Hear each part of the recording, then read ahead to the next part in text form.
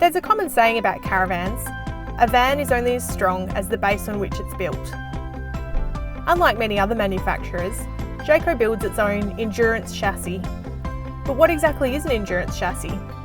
Let's take a sneak peek into Jayco's chassis shed and find out. The shed is a loud, busy place, which is not surprising. Jayco builds 45 complete chassis here every day. Lengths of steel come in from Jayco's supplier, pre-cut to size. These are laid out like a giant jigsaw puzzle before they're welded together. Any excess steel is ground off and then they're stacked up, ready for galvanising.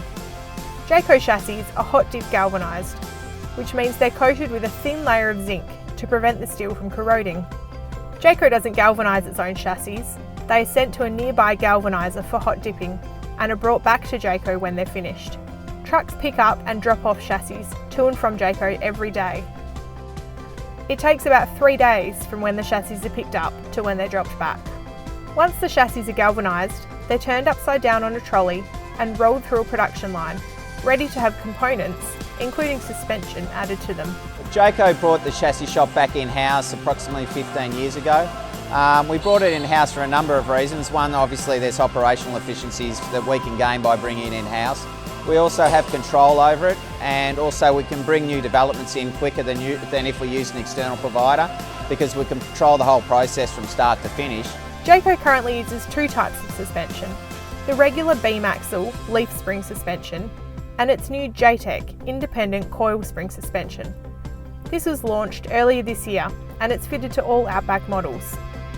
The modular subframe, trailing hub arms and brakes all come from Alco, while the heavy-duty shock absorbers and coil springs are custom made by Petters. All the components come together at Jayco, where they're fitted together and inserted into the endurance chassis.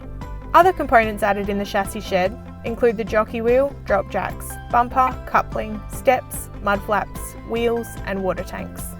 Before a Jayco chassis leaves the shed, it's flipped back over onto its wheels and undergoes a final quality check before it's towed, like a regular caravan, over to the production line.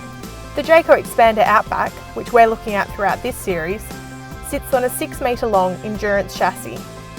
The main chassis rails are 6 inches high, compared to the 4 inches used on non-Outback models. This gives it a greater strength and also a higher ground clearance.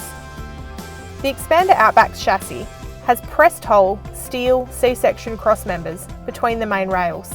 These are shaped a bit like a C and have holes cut out of them, which makes them very lightweight. The chassis is still very strong, and the holes allow the underfloor plumbing and wiring to be run underneath and protected.